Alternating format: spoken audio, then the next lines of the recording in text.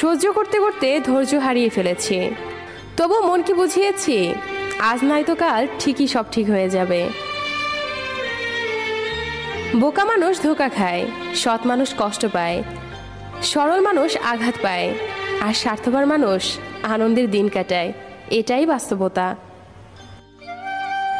কিছু মানুষ আছে যারা মায়া বাড়িয়ে জীবন থেকেই হারিয়ে যায়।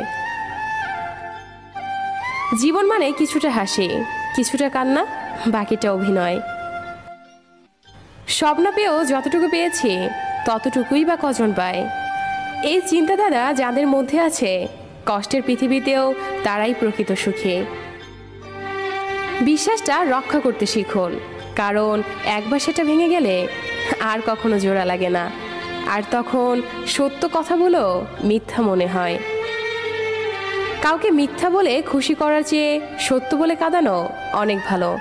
একটু কষ্ট পাবে, কিন্তু ও কখনো আর বিশ্বাস হারাবে না। বর্তমানে মানুষকে তুমি যতটা আপন ভাববে, ঠিক ততটা কেউ তোমায় আপন ভাববে না। প্রয়োজন হলে বলবে হাই, আর প্রয়োজন ফুরালে বলবো বাই।